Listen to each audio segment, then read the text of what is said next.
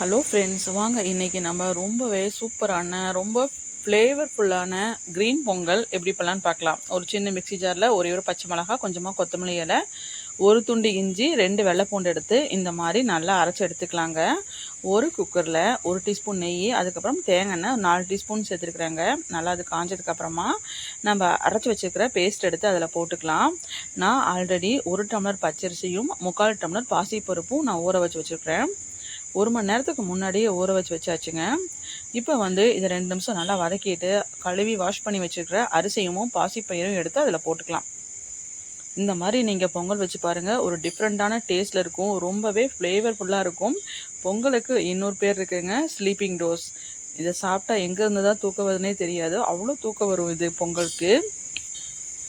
இப்போ பார்த்தீங்கன்னா நல்லா வதக்கியாச்சு, ஜாரை கழுவியும் தண்ணியும் ஊற்றியாச்சு. இப்போ தேவையான உப்பு போட்டுக்கலாங்க. பொங்கல் வைக்கிறதுக்கு 1 டம்ளர் பச்சரிசிக்கு நம்ம 3 டம்ளர் தண்ணி வச்சா தான் கரெக்டாக இருக்கும். இப்போ க்ளோஸ் பண்ணி 4 விசில் விட்டு எடுத்துக்கலாங்க. இப்போ ஓப்பன் பண்ணி பார்த்துக்கலாம். நமக்கு நல்லா ரைஸ் நல்லா பொங்கல் பதத்தில் நல்லாவே வெந்துருச்சு.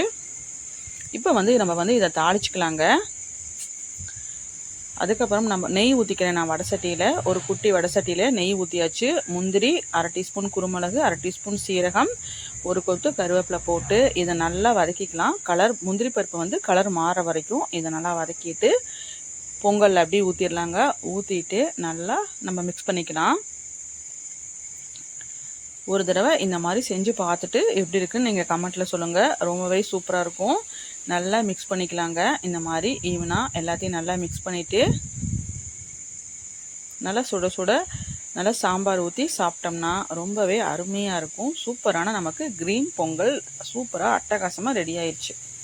இப்போ நம்ம ஒரு வாழை இலையில் அதை போட்டுட்டு நல்லா சுட சுட சாம்பார் ஊற்றி தொட்டு சாப்பிட்டோன்னு வைங்களேன், அவ்வளோ சூப்பராக இருக்கும். மறக்காமல் ட்ரை பண்ணி பார்த்துட்டு எப்படி இருக்குன்னு சொல்லுங்கள். வீடியோ பிடிச்சி லைக் பண்ணுங்கள், ஷேர் பண்ணுங்கள், மறக்காமல் ஃபாலோ பண்ணிவிட்டு சப்ஸ்கிரைப் பண்ணிக்கோங்க. தேங்க்ஸ் ஃபார் வாட்சிங்.